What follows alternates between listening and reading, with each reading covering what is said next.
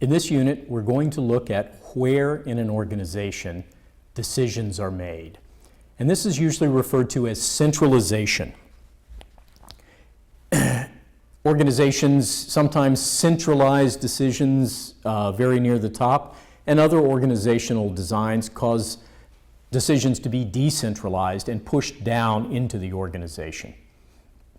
So, centralized means key decisions made at the top. Decentralized, key decisions are made at many different levels. Typically, decentralized organizations like to push decision-making as low as possible into the organization.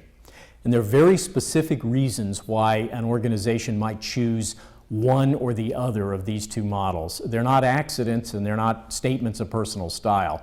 They are key to the strategy of the organization. One of the things to remember when you're looking at an organizational chart, you typically cannot tell the amount of centralization just by looking at that chart. The org chart doesn't show us what decisions are made inside a box, just how the boxes are connected to one another. Now let's look at a centralized organization. In this case, it's the functional organization that we've already seen. We have a CEO at the top, a set of vice presidents who manage production, everyone who produces the product, everyone who's responsible for making the product in the company, the marketing vice president who is responsible for selling the product, and then the finance manager who's responsible for financial controls and managing the money. Now let me tell you a story about this company and show you what I mean by centralized decision making. One day, a bright young sales manager comes in to talk to his boss, the marketing manager. And he's really, really excited because he's just booked a big order. And he comes in and he tells his boss, we're going to sell 100,000 units of our product. This is great news. They're both already thinking about their bonuses, I'm sure. The marketing manager is very excited about this. A big order like this is really good for the company. And then the sales manager looks a little sheepish and says, but there's a problem. The customer wants a change in the product. Normally we put the handle on the top, but in this case the customer wants the handle on the side of the product. So if we can make that one change for these 100,000 units, we can book this order. Uh-oh. This marketing manager, this vice president, is not able to make that decision. He or she does not have the authority to make changes in the product. They have to go talk to the production manager. This production vice president is probably going to say no. He doesn't want to make these changes, or she doesn't want to make these changes, because they're going to raise the cost. And his or her job is to produce the product at the lowest possible cost. So to get a resolution on this decision and to decide whether or not you can book this order and make the product change, you have to go all the way up to the CEO. This CEO winds up making decisions that in other design organizations can be made much lower in the organization. But this is what we mean by a centralized decision-making organization.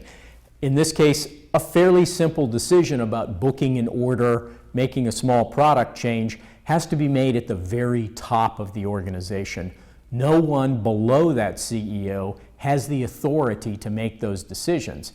And this is a function not of how authority is assigned directly, but it's a function of how this organization is designed.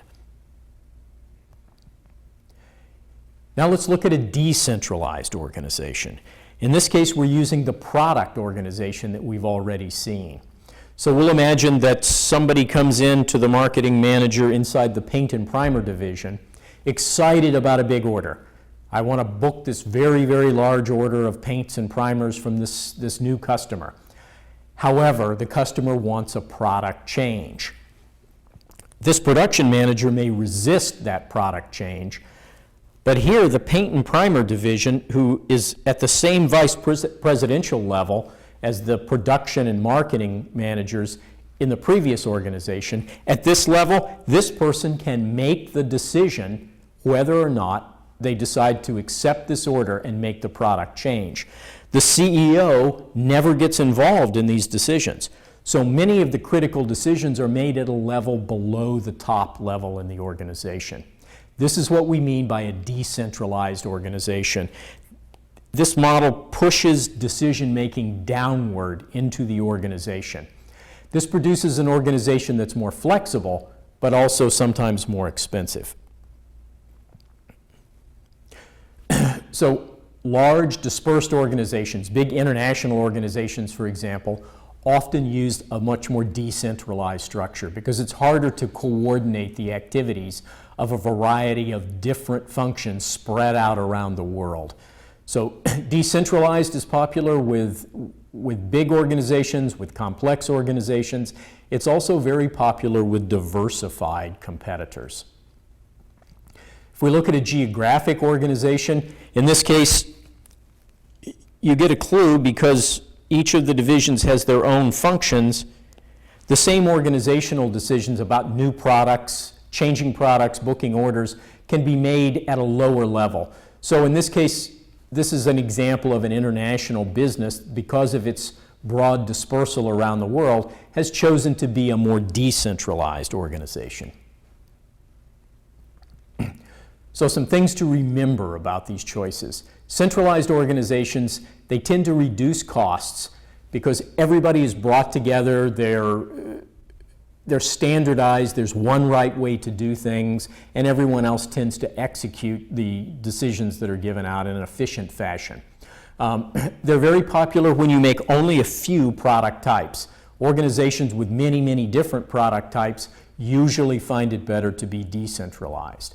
Centralized organizations in particular are popular with cost leaders.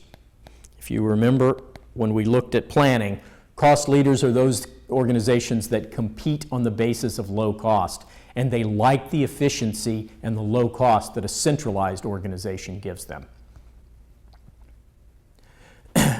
One thing to remember about centralized organizations, they're not flexible. They have trouble changing quickly.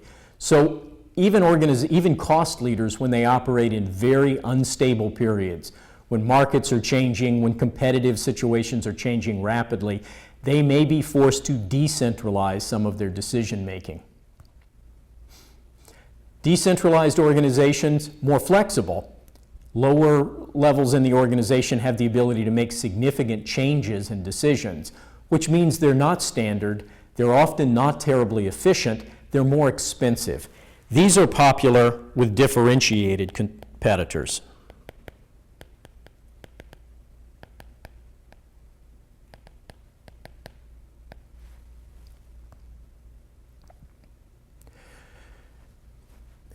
These are popular in cases where you produce large numbers of different products or where you serve large numbers of very different customer groups. In each case, you need to pay a lot of attention to each product and to each customer group, and you need the managers who are closest to those customers and closest to those products in a position to make the decisions quickly about what should be done to keep customers satisfied.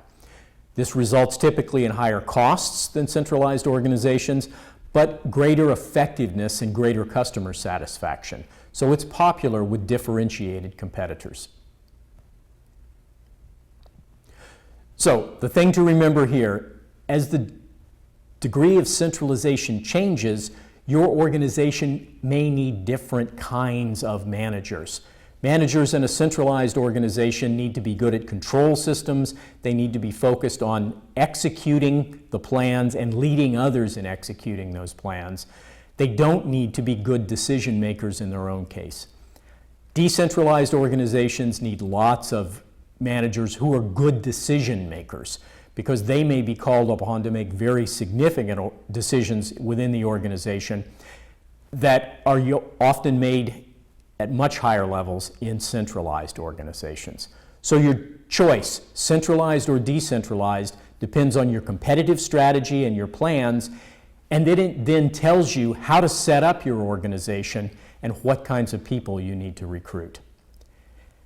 I encourage you to read the chapter associated with this unit and to review the questions for this unit and try and answer them on your own.